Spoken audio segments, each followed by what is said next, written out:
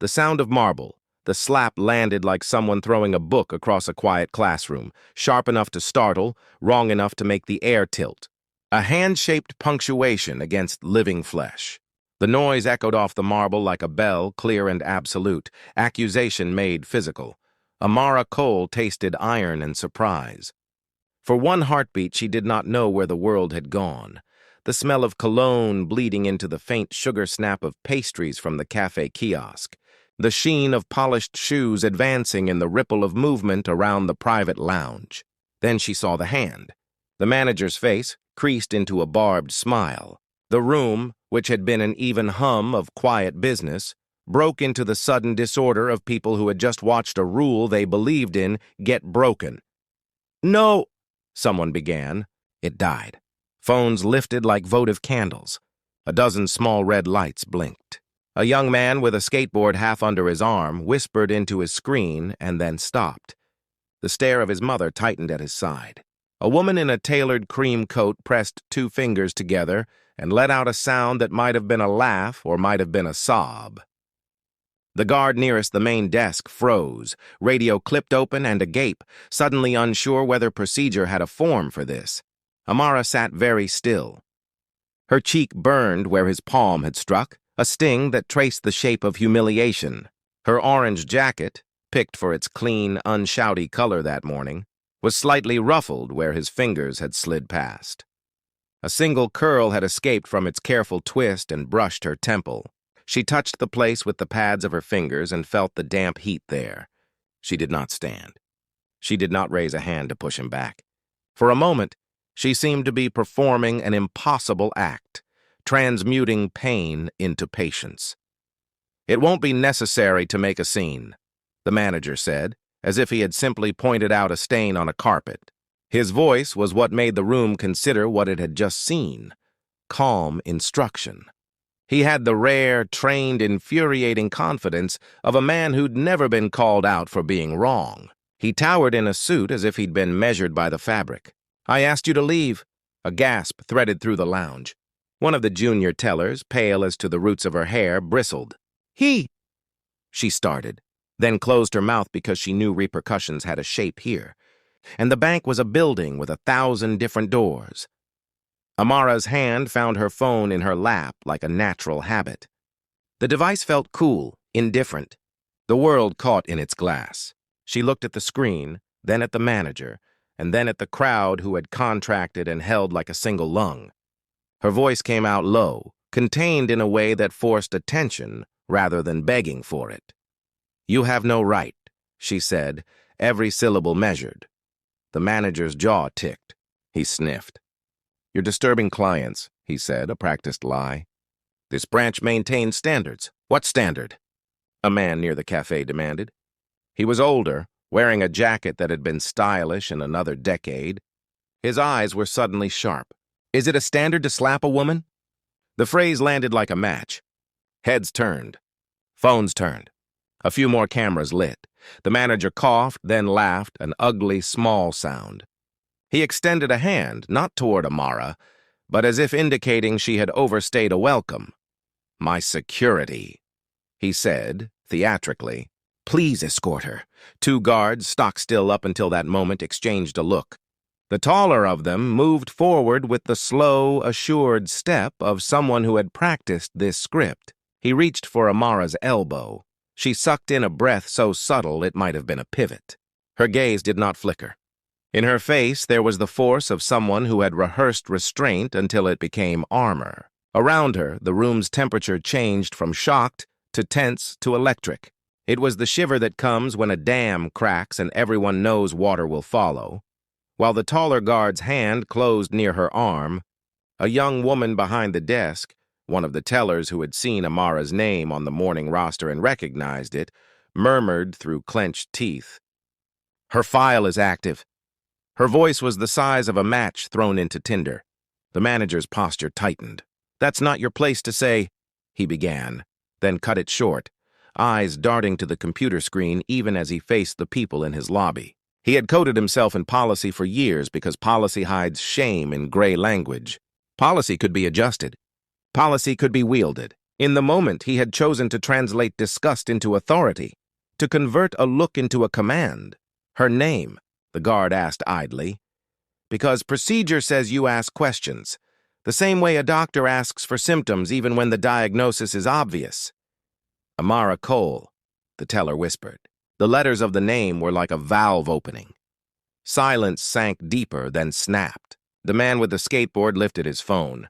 A woman in pearls, who earlier had looked like another indistinguishable face in the lobby, shook her head, a slow, condemnatory arc. He slapped her, she said, loud enough for a smattering of applause and some stony disapproval to follow. The manager's face went through a rapid set of colors: irritation, fear, and then something like calculation. He stepped to the front of his desk, palms flat, brow furrowed in mock concern. "We suspect fraudulent behavior," he announced. He said the words like a professional announcing a price. It was less an accusation than an attempt to construct plausibility. Fraud? The word hung and made the air taste worse.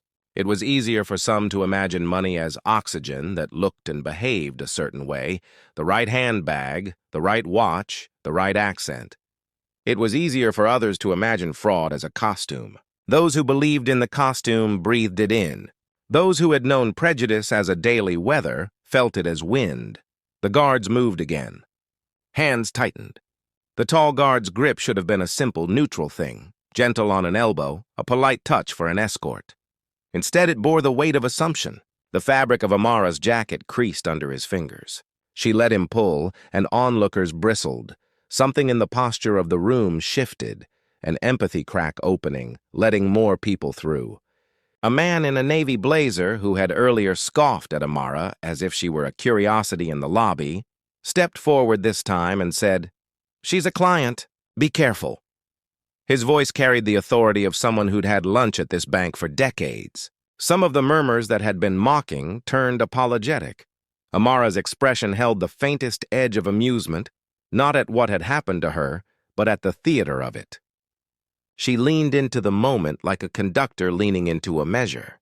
When they moved toward the door, she let them. She walked with a gait that could have belonged to anyone. Steady, diminished not by the strike, but amplified by the awareness that she was watched.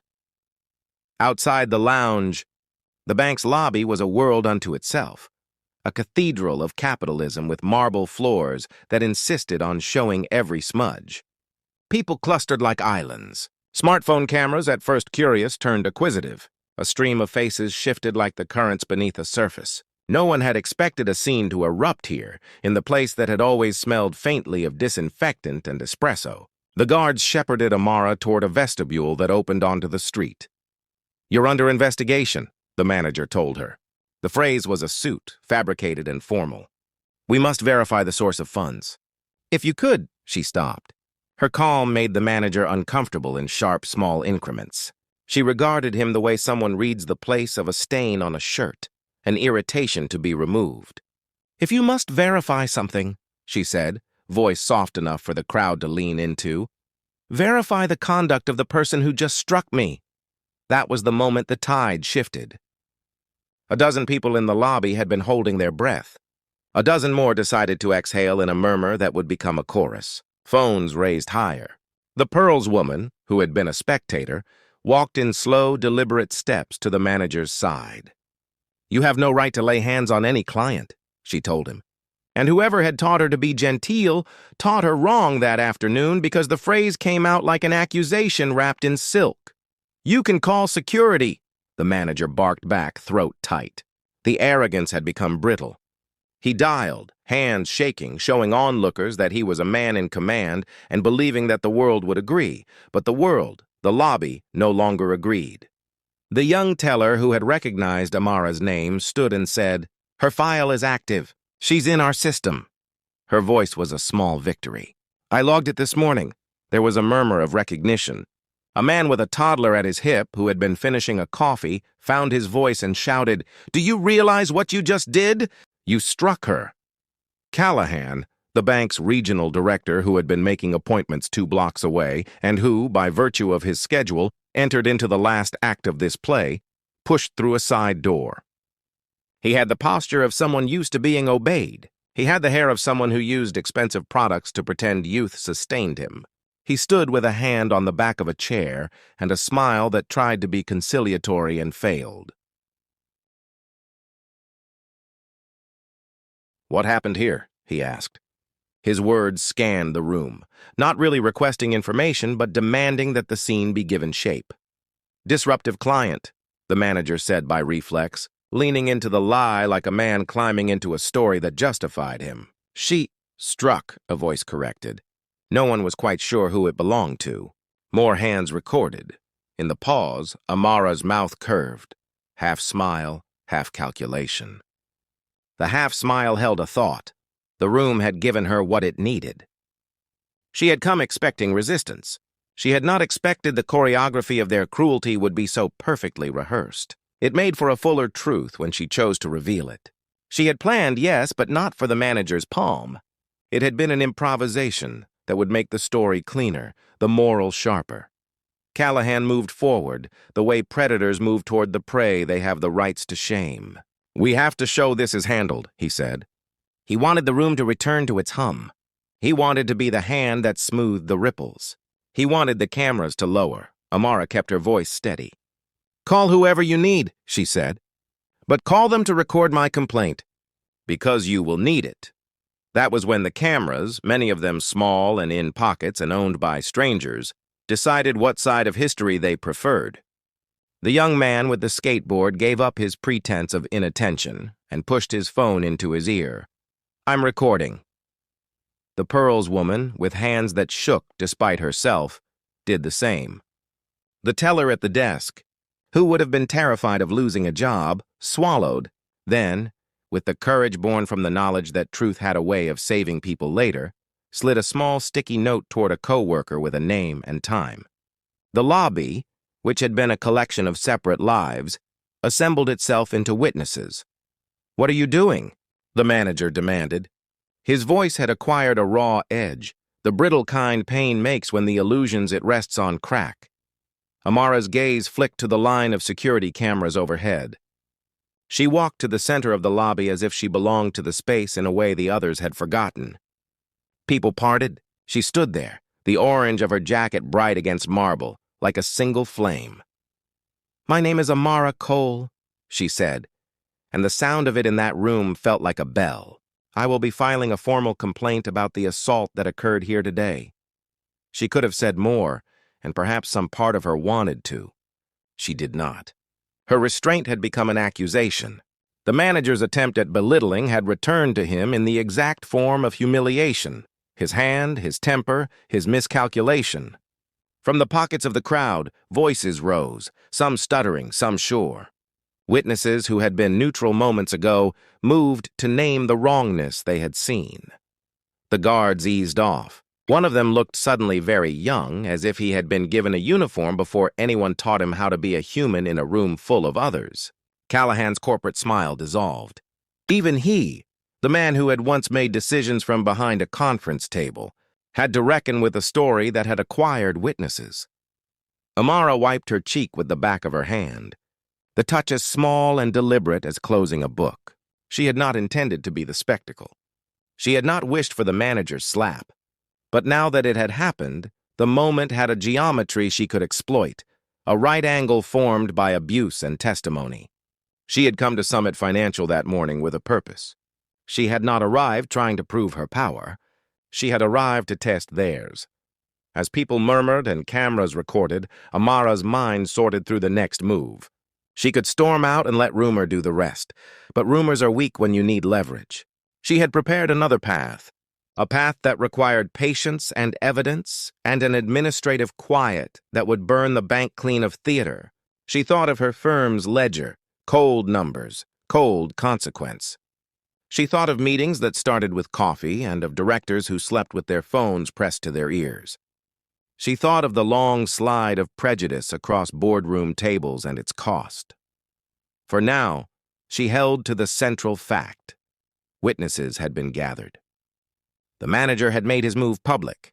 The bank had chosen its moment to reveal its character, and Amara would choose hers in response. She stepped back into the stream of people and toward the doors. Outside, sunlight bled over the city in the waning warmth of late afternoon.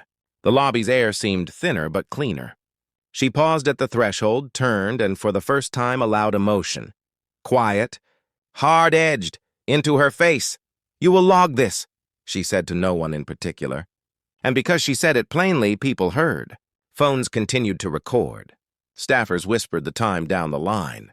The manager stood with his hand raised as if to call her back. Callahan's eyes narrowed, and somewhere something like fear rose across his features. Amara stepped out, and the doors sighed closed behind her. Outside on the street, she breathed in air that tasted like judgment and possibility. She looked at her palm where his hand had left its print, and felt that the sting there was useful. Pain had a way of clarifying, of making the edges of injustice visible enough to be acted on. She had been struck. She had been seen. The question now was what she would do with that witness. She took out her phone, thumbed a contact with the name she had kept small and close, and began, as though reading from a script only she had, "Activate protocol." On the other line, a voice, calm, trained, answered, "Understood. Amara, we're online." Inside the bank, the manager swallowed and looked around at faces that had once deferred to his command and now recoiled from it. The guards' radios whispered and then went quiet. Callahan rang a number that might fix reputations, but reputations at that moment seemed brittle and small. Cameras warmed with data. Someone's recording was already making the rounds. In the brief, almost holy silence before the next storm, Amara slid her thumb across the screen and pressed record on her own device. If the world was going to watch, she would make sure what it watched told the right story. She folded her hands, and for a breath allowed herself to feel the soft, unadorned truth. She had the advantage of witness now. The rest could be arranged. She looked up at the bank's gleaming windows, seeing in their reflection not just herself, but the room she had left behind. The manager's tone, the slap like a punctuation, the crowd that had become jury. She smiled once, not in triumph, but in small, exact satisfaction.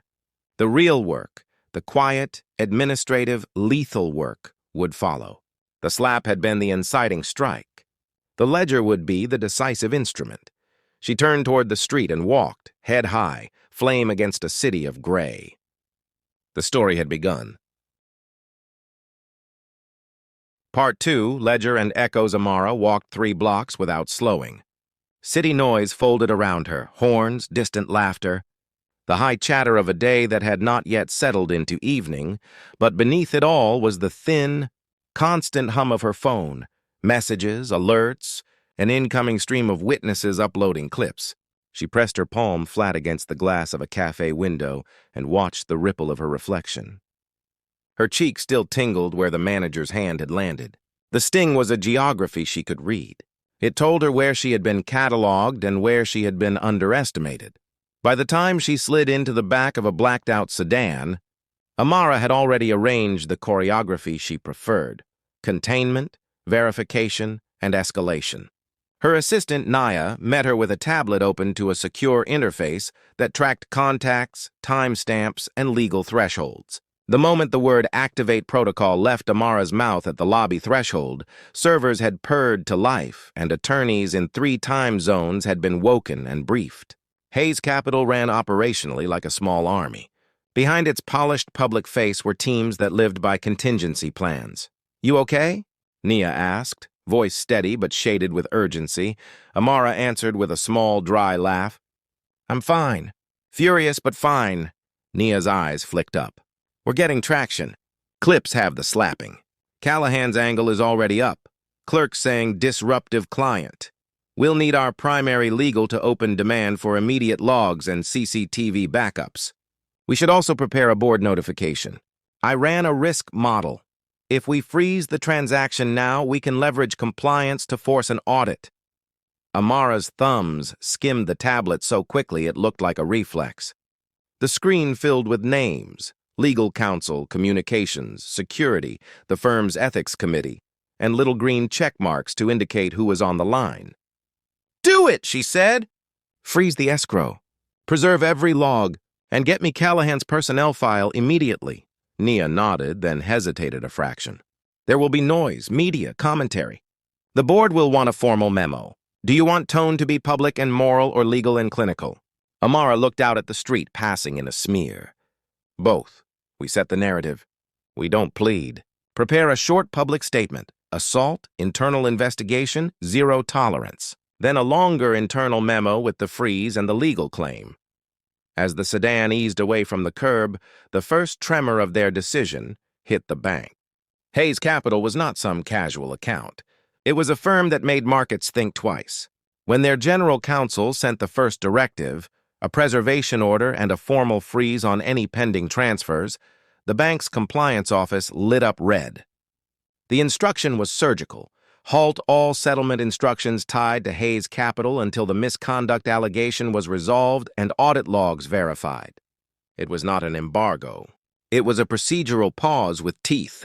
Callahan found out before the manager's phone had stopped ringing. The incoming message, a terse, corporate-voiced directive, arrived in the middle of his attempt to string together an apology that could undo the video. Callahan read it twice, then 3 times, as if the 3 readings would change shape. His fingers fumbled over his phone. He called the manager, voice clipped, then the compliance officer, who could only respond with the diplomatic distances of someone who had been trained to avoid making executive judgments without documentation. You can't do this, Callahan told the compliance officer. Hayes is the investor. If we delay, if we jeopardize this, the compliance officer's reply was an exercise in calm. Mr. Callahan, we received a preservation request. We are obligated to follow process. We will notify you when we have completed the required verifications. An internal panic bloomed in Callahan that had the texture of old money convulsing under modern scrutiny. This was not merely about losing a minute in settlement times. It was about losing leverage, about the optics of an assault made public and opposed by the very firm that could pull the capital. He paced by his office window, watching reflections of himself warp in the glass. Outside, the city leaned on its own rhythms. Inside, his routines unraveled. By dusk, the clips were everywhere. Amara's phone filled with messages from ratioed strangers, saw you on the stream, and from friends, I have your back. Also messages from board members and senior partners at Hayes Capital. Succinct, loyal, already prepared to convene. Her in-house counsel sent a line that read simply, we have grounds to file civil action and administrative complaints. Strategy call at 7. She prepared for the call as she always did. A sip of water, a measured breath, the briefest centering of attention. When she connected, a dozen faces popped into the secure conference window. The board's chair, a woman named Lorraine Park, hair silvered at the temples, voice the kind that filled rooms with decisions, appeared as the main tile. You look like hell, Lorraine said with the warmth of someone who believed candor made strategy easier.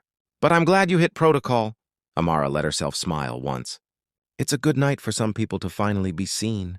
Lorraine's face hardened. We will not let them gaslight you. Freeze the funds. Put a temporary hold on the relationship and notify the regulatory liaison. We will draft a statement short and sharp. No sensational language, but we will not minimize it. Amara's mind scanned the map of consequences. Hayes Capital had leverage beyond money, board seats, long-term commitments, reputation collateral. The firm could yank credit lines, withhold underwriting, call in soft obligations. But Amara knew leverage had to be used with restraint.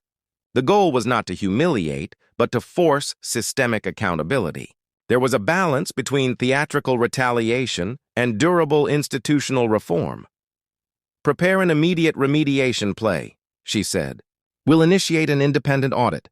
We'll ask for suspension of the manager pending an inquiry and seek corrective action. And Lorraine, if this escalates publicly, I need a short message that's personal. People respond to names and values. We have to make the choice between being seen as punitive and being seen as corrective. I want the latter, the board concurred. They moved with the quiet efficiency of people who had rehearsed crises. Legal reviewed liability. Communications drafted lines. Regulatory counsel queued a notification to the financial regulator as a precaution. Hayes Capital's external counsel prepared a cease and desist template for any attempt by the bank to interfere with the preservation order. The scene closed like the shutters of a well-stocked armory. Meanwhile, within the bank, the manager, whose name the lobby witnesses would soon learn had been Mark Weaver, sat in his office with the window open and the city cooling below. He had not expected the reaction. Assault had been a tool, not a spectacle. In his mind, it ought to have sent a message to the lobby about order. Instead, it had unfolded into a mirror that showed him naked with his prejudices on display. Mark's composure frayed. He typed an email to Callahan, blamed the policy, referred to a security breach, emphasized client safety. He rehearsed lines of regret that did not admit intent. Callahan, in turn, summoned a damage control team. But damage control in this new recorded age was different. Old playbooks, apologies buried in press releases, quietly shifted personnel, no longer held. The footage had witnesses and timestamps. The personnel file would reveal previous complaints or the absence of them. Compliance offices could only rely on the facts. And when Hayes Capital's preservation order landed in the bank's systems, it demanded the bank's attention not because of PR pressure, but because a legal instrument had touched its ledger. On social platforms, the clip amassed views the way a contagion spreads. People empathized, debated, and some, predictably, triangulated explanations to make the manager less culpable, misinterpreted gestures, a provoked client. But the ratio favored those who saw the slap as what it was, an assertion of dominance turned physical. Opinion pieces began to line up. Local anchors called it a disturbing incident, while an op-ed labeled it a symptom of institutional rot. The bank's PR team drafted statements that aimed to sound serious while minimizing exposure. Words like incident and protocol and ongoing inquiry. But the public wanted the manager's name, and the manager's face, and the bank's leadership to show contrition. The first indignation meetings were private. Counselors for Hayes Capital presented a blueprint for litigation that read like a procedural map: criminal complaint for assault, civil suit for damages and injunctive relief, regulatory referral for the bank's supervisory body, and a public campaign to ensure the bank could not obfuscate. Amara asked quietly about the timing of press release drafts. "Let PR and legal craft the wording," Lorraine advised. "But your voice matters. If there's a statement, it should include your experience and your expectations. People trust the harmed more than official apologies." Amara consented to a brief personal note, lean, honest, unwilling to perform rage for effect. She wrote it herself. "Today I was assaulted in a place that is meant to be safe for clients. I am taking steps to ensure accountability and to protect others from this behavior. I will not be silenced." She added a line about faith in process and no tolerance for institutional cowardice. It was sent, vetted, and then scheduled to go live if the bank did not act. The bank's internal fabric had begun to fray. The teller who had recognized Amara's name did not sleep well. She logged in the next morning and found her desk swarmed by colleagues who wanted to know what she had seen. She found courage in the form of an internal whistleblower report. A trainee in compliance, a woman named Priya, emailed HR to say she had seen surveillance footage overwritten in the past to remove sensitive content at the direction of managers. Those were small acts on a ledger, discretionary deletions that were easy to justify in memos. But they were the kind of things that, given the right pressure, became a clear pattern. As Hayes Capital's legal engines churned, the manager's past was cataloged. A former client remembered brusque treatment.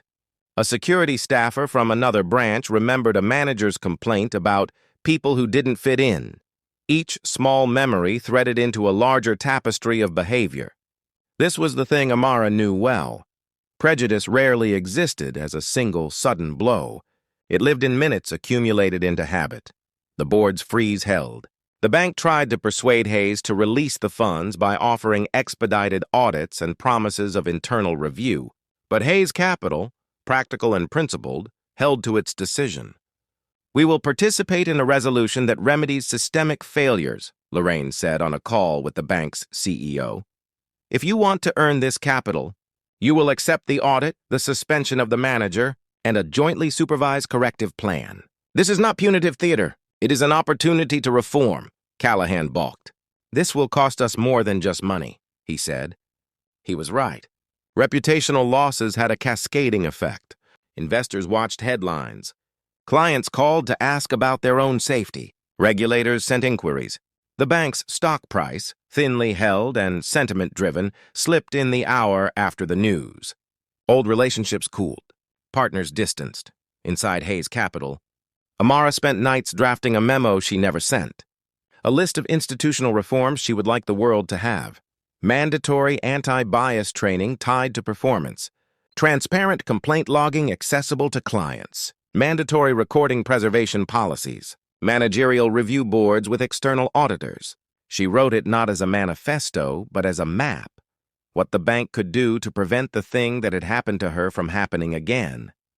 But there was another current moving beneath these public channels. A call came in from an unexpected place, a junior analyst at the bank who had watched the videos and felt something in him shift. "I can help," he said on the phone in a nervous rush.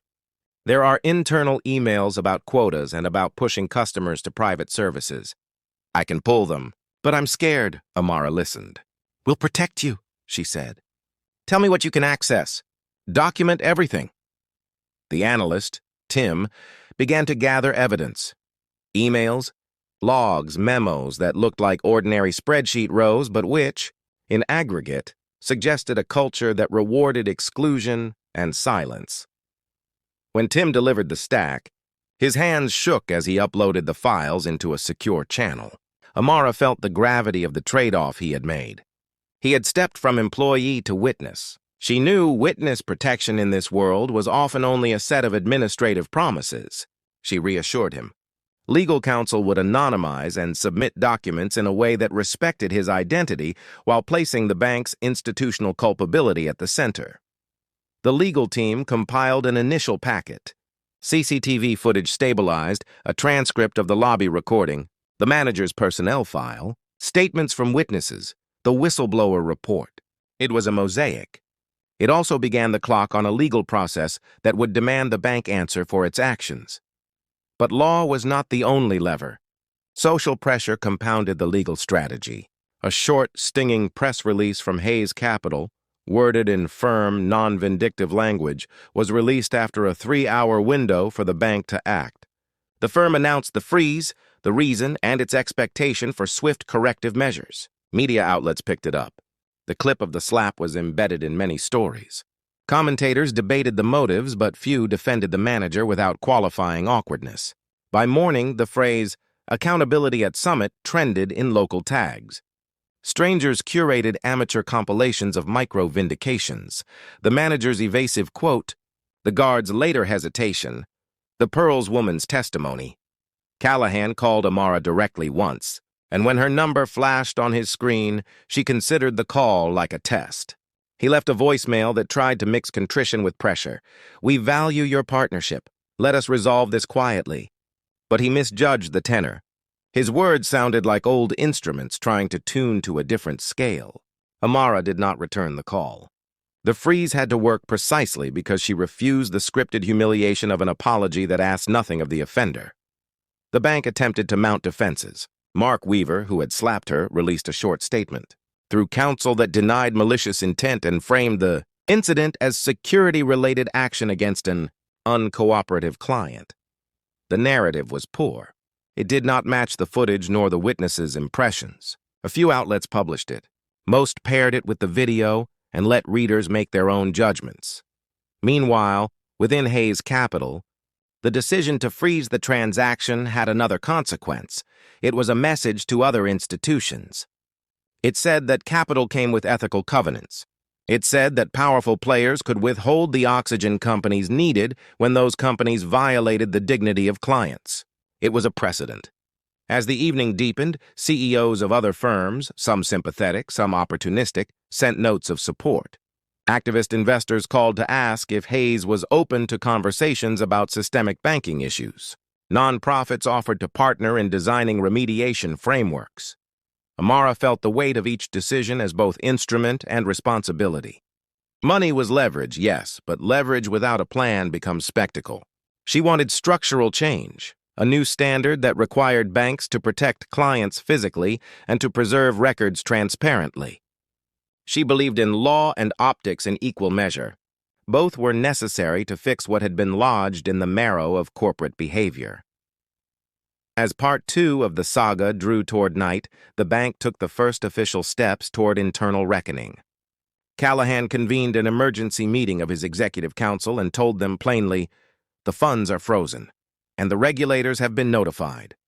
There was a lot of nervous laughter in that meeting, defensive sounds that papered over fear. "We need to show action," someone said. "We need a suspension. We need to show we're taking this seriously." The manager, Mark, was suspended pending inquiry. The bank's legal team prepared a new posture, full cooperation with the audit, internal hotline open. Callahan hoped these moves would be enough to steady the ship. But the ship had a new leak. Employees were talking, and once staff began to speak, institutional memory shifted from management-propagated narratives to lived truth. Back at Hayes Capital's office, Amara stayed late, drafting a letter she intended to send to the bank's board and to the regulator should the initial steps fail. Her signature at the bottom did not feel like a flourish. It felt like a lever. Before she sent it, she paused and thought of the woman in pearls, the witness whose small act of courage had cracked the script in the lobby, and of the intern who had watched her name on a screen and had chosen truth. She thought, too, of the manager's hand, a crude punctuation that had made the ledger of injustice visible. The slap had been physical but also symbolic. It forced a ledger entry that could no longer be erased. She pressed send on the letter and then, for the first time since the slap, allowed herself to feel an honest fatigue. It wasn't weariness from anger. It was the bone-deep tiredness that comes from having to fight for what should never have been in question.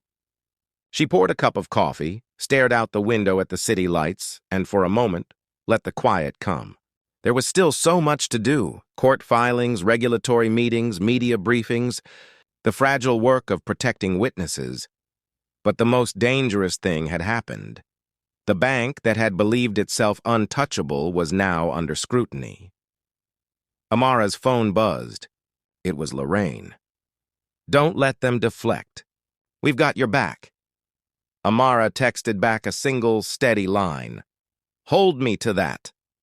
The night closed around a planet of smaller alarms, the ones that make policy change possible. Somewhere in the bank, a file labeled Preservation Order blinked alive on a compliance officer's screen. In a break room, a clerk turned on a news feed and watched the replay of the slap loop with captions that translated the local outrage. In an apartment 2 blocks away, the Pearls woman scrolled through the comments and saw gratitude and anger and the odd, ugly voice that had always been there. The next morning, the city would wake to headlines. Regulators might open an inquiry. The bank would draft its next words. Mark Weaver would be watched more closely than he had ever been. And Amara Cole, still with a faint bruise beginning to purple under her cheekbone, would stand, not in a lobby, but in the crosshairs of a fight over how institutions behave when they're being watched. This was not the end. It was only the folding of one act into another, a legal relay, a public conversation, a moral reckoning. The ledger had begun to record truths. What came next would determine whether the bank could be taught to bend or whether it would crack. Amara turned her phone off for a minute, simply to breathe. Then she switched it back on, because silence was not an option.